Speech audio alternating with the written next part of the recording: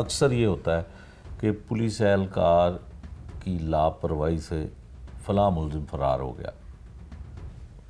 کل بھی ایک واقعہ پیش آیا کہ جوڈیشل کیا جانے والا ملزم، منشیات فروخت کرنے والا ملزم جو ہے وہ ہنجرواگ کے علاقے سے پولیس کی کسٹڈی سے ہتھ کڑیوں کے ساتھ فرار ہو گیا۔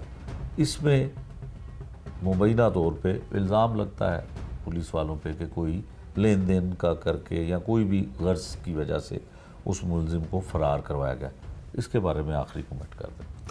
شیخ صاحب، پولیس کی کسٹڈی سے بندے کا فرار ہونا یہ ساز باز کے بغیر ممکن ہی نہیں ہے۔ پولیس ہم نیگلیجنس کہیں گے جی، وہ نیگلیجنس اسی وقت ہوگی جب وہ اپنی ڈیوٹی کے فرائض صحیح طریقے سے سر انجام نہیں دے گا۔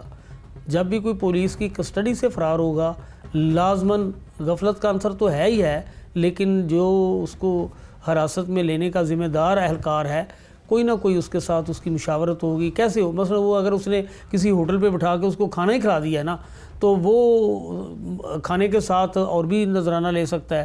اس کی ڈیوٹی نہیں ہے کہ وہ اس کو پکڑے اور کسی کھانا کھاتا پھرے۔ اس کو اگر عدالت میں لے کے گیا ہے تو عدالت کے بعد اس کو سیدھا جہاں اس کو اگر جوڈیشل ہوا ہے تو جیل چھوڑ کے آئے، اور اس کے یہ ذمہ یعنی کہ ایک شامل ہے کہ اس کی ملزم کی جو ہے وہ قانون کے حوالے کرنے کے لیے جو اس کی ذمہ داریاں ہیں اس کا پورا جو ہے وہ حق ادا کرے، اپنے فرائض صحیح طریقے سے انجام دے۔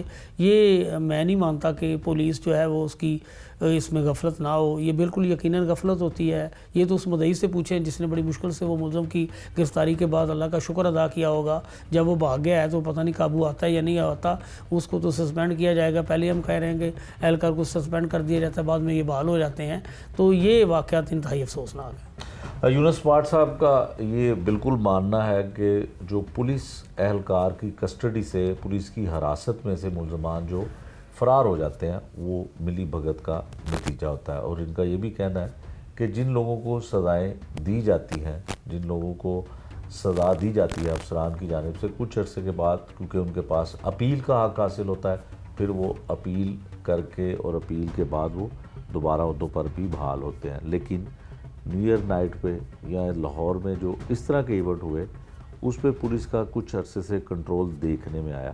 یہ بھی بات ان کی طرف سے بتائی گئی، اور واقعی یہ حقیقت ہے کہ نیو ایئر نائٹ جو 31 دسمبر کا دن یا رات ہوتی ہے اس میں بہت سارے ہوائی فائرنگ کے واقعات پیش آتے ہیں۔ کچھ عرصہ پہلے اسی ہوائی فائرنگ کے نتیجے میں کچھ لوگ زخمی بھی ہوئے۔ ایک بچی پچھلے برس جو ہے وہ جہاں باغ ہو گئی تھی اسی طرح سے انتی گولی لگنے سے، لیکن اس برس جو ہے اس طرح کا کوئی بڑا واقعہ دیکھنے میں نہیں آیا۔